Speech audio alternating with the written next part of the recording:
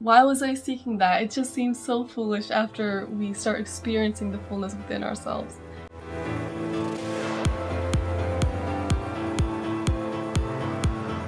Hello! Welcome back to Goddess Gaya's channel, where I channel from the divine and bring it to you. If this is your first time on my channel, check out my other videos. I put a lot of hard work into these, so I would love if you could appreciate it with a like and a subscribe. Today, my topic is going to be, why do we keep searching for the perfect partner? What is it about that perfectness in someone else, as well as the search itself? So, as you already know quite well, or if you don't know, let me tell you, we grow up and we are exposed to all these movies, all these books that portray a perfect partner, somebody meant for us, like just for us, and we make the perfect pairing. This gets ingrained into our minds. We get conditioned into this idea that there is one specific person, or not even one, just somebody that can complete us. We go out into the world naive and unassuming, and we try to search for this person, and even if we're like, oh, this is stupid, or like, oh, that's so girly, because obviously this is like in more feminine stories that there's a Prince Charming, even though we try to reject it, it's still conditioned into us. And until we get to the root of that conditioning, it doesn't really go away. So even if we consciously rejected this idea that society and the media has told us, that there's somebody that will complete us, we really need to analyze it. And it's actually quite a spiritual phenomenon. We'll be surprised to see. So as we become a teenager and then a young adult, we go and we date different people, we talk to different people. We are a bit naive and yet still open-minded enough to see, like, okay, maybe the media is crazy and stupid, but you know, what if? We try and try after continuous attempts, even if we find a partner and it lasts a while or it doesn't, even if you find a healthy relationship or you just end up single and, you know, just sad and lonely, and either way, there's just this unfulfilling part of ourselves which is like, okay, I haven't found somebody and I still feel incomplete, or I have found somebody and I still feel incomplete. And then both of those, we make it about that partner that is there or isn't there. Isn't that crazy? If there is a partner, we still feel incomplete. If there isn't a partner, we still feel incomplete. And why is that? This honestly makes us so hopeless, and we just start becoming kind of sad that, you know, this doesn't actually exist. Obviously, the media was lying to me. If you're exposed to people who question society and the media, then you'll start to question this idea as well, that there isn't a perfect person for you, or someone else can't complete you. We're left with this sense of, okay, well, now what do I do? You know, technically I still need a partner. I mean, marriage still makes sense for life, for the way that society functions. Technically I still need a person, but romantically I don't. Like, how, what am I supposed to do with that? So let's talk about once we actually do find a person. Eventually, you know, we're gonna get paired up. Like, even if you think you're the most ugliest person in the world, please have hope. Like, you will find somebody, and once you do, I want to talk about that part. Once we get here and we find somebody that is compatible with us, we appreciate them, they're physically attractive, we don't lose interest in them for several months or years. After a while, and in relationship psychology, it's around the 1.5 to 2 year mark, conflicts start arising, and you start realizing, you know, the person that I thought they were isn't who they actually are. You start seeing all their flaws and start seeing who they actually are. In the beginning, you know, our biology really clouds who they are, and then also societal programming makes this huge dream and wonderful perspective of this other person, which slowly, undetectably fades as we get to know them more and more over time. And here's the trouble. Here's where we start realizing that they can't complete us. Because if we live within that dream for that first year and a half to 2 years, or 3 years, or however long a relationship lasts, it'll be fun, but it'll start getting tiring. We start getting tired of the other person, and their flaws become the only thing that we can see about them. It's actually at this time when relationships are really tested. Your communication skills, your loving skills, your ability, and your relationship grit. I don't know if that's a phrase, but it should be a phrase. Relationship grit, how you can get through actual trouble in a relationship. And if we don't have this, if we don't have enough of it, we could have some, then the relationship will break apart. And then, alas, we're back to the state of, why do I still not feel complete? I didn't feel complete there. I don't feel complete now. What is actually going on? In fact, what is going on is that a perfect person can never exist. When we get to know ourselves fully and completely, an honest version of ourselves, through self-improvement and through self-love, we start to understand that we have flaws and we have to work on these flaws over time. So we are aware that there are good sides of us and there are bad sides of us. Through the honeymoon phase, in the beginning few months and years of a relationship, we don't see somebody for who they really are. What reveals itself after time is that imperfect person. So if we have flaws, why can someone else not have flaws? And sure, our friends or our family could have flaws because, they're real people to us. But why are our partners not allowed to have flaws? So this dream is actually because what we're searching for is the divine. We're searching for God to complete us. And what we learn from growing up from the media is that it is this other person that will complete us. In fact, that's not true. Only God can complete who we are. And we're born whole. The only thing is we're taught as we grow up as part of our involution as opposed to evolution. And I've made a video about this. I can link it right here. You can click that slider card.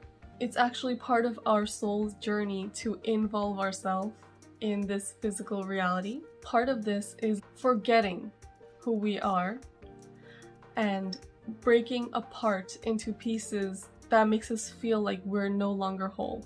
We're whole the whole time, but our ego becomes so powerful and our mind completely consumes us and makes us think that there's someone else that will complete us, or that we don't need other people. That can also be another thing, but this video I'm focusing on the feeling of being complete by another. So what we're seeking is something so perfect that somebody else cannot even be that amount of perfection. And do you know why we even know the fact that perfection exists? It's because we have this ideal deep within us. It's like part of our core person, our heart. We know perfection inside ourselves. We just can't find it outside of ourselves. That goes to show that the divine or God cannot come in physical forms. Nobody can be godly. Well, people can be godly, but nobody can be completely perfect like God is. Nobody can be completely the thing that you need, like the absolute craving that you have, the absolute fantasy, the dream. That only lives within you. And how do we actually find that? We find that by being grateful, first of all. I have several videos about gratitude. I'll link one right here. The other one, the major one, is meditation. Because meditation allows us to experience the feeling of fullness, like completeness within our body, and we dissociate from our incomplete selves, like our body, our world, the people we know, the problems that we have going on. We dissociate from that and we return to our core in our heart, the yin-yang in our breath, in and out, and that is where we find our completeness. And then we can understand from that, wow, it was so foolish of me to be seeking someone else who would complete me. Why was I seeking that? It just seems so foolish after we start experiencing the fullness within ourselves. So I highly encourage you, if you've ever meditated, to continue your practice. And if you haven't, to pick it up, study meditation in little pieces, or download that app that you keep getting ads for, or go seek it out yourself if you don't. Just start anywhere, just start somewhere. Start meditating. I promise you, it's one of the most completely fulfilling activities that you could do. It's irreplaceable. It has the feeling that nothing else can give you. So even though a partner can't complete us, and that is our job, I think there are certain things that we can look for in another person who is working to complete themselves or is already complete. You know, it's a journey, so it's probably going to be somebody who's working to complete themselves. And you can add this list to the things that you're looking for in your partner. Perhaps there are things that you've never thought about before. If you don't have a list of things that you're looking for in a partner, you probably should have them. That's a very healthy thing to do. It's not shallow at all. It's setting a certain level, a certain standard of people that you would want in your life and want affecting your own vibration. Here are 5 of those bullet points that you can add to this list. I briefly mentioned this a little bit.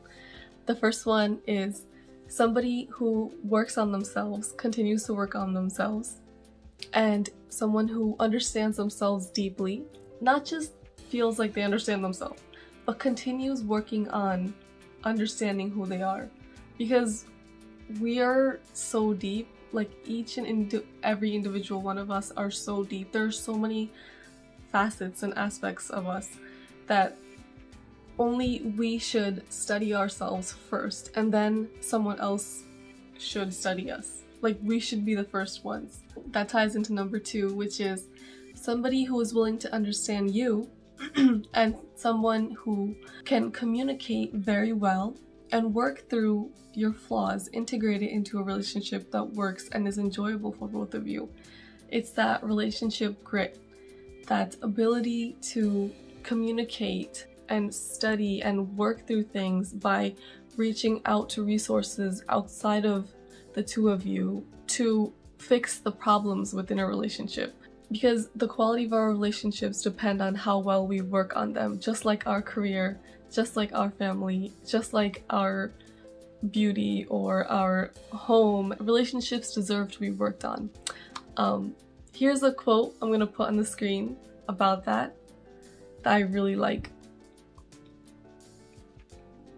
Since completing yourself is about reaching within to your divinity, fully experiencing your own divinity, the third point is somebody who believes in higher power beyond themselves, and somebody who has begun to witness and utilize this power into their own lives, integrate it and use, it's called a law of attraction in one form. But people can also use prayer to integrate that power into wielding themselves on the path of goodness and helpfulness. Every relationship is always a relationship between you, the other person, and God. So it's always a love triangle. You, them, and God. Number 4 would be somebody who has a secure attachment style and knows what interdependence is. If they don't know these 2 things, they should. And if you don't, then you should too. I've made a video on the secure attachment styles and the attachment theory in general. I'll link that video right here.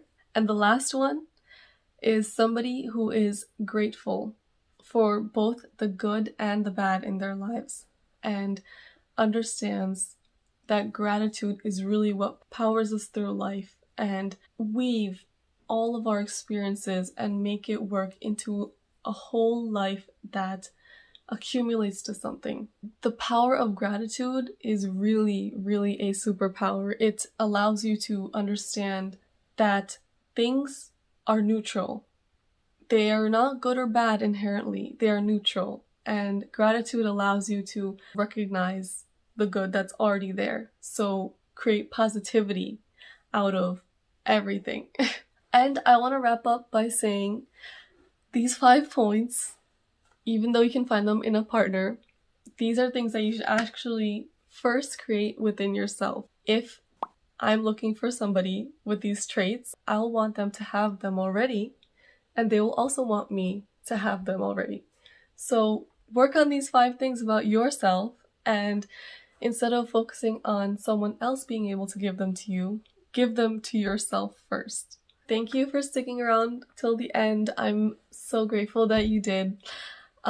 Please check out my other content, and I'm gonna try to create a weekly schedule now that my life is a bit more stable and I'm done with my big move.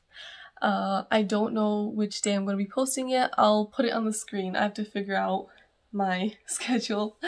Please like and subscribe to my channel and share it with your friends. Comment whatever this made you think of, or comment a new revelation that you had during this video or something that you would like to add.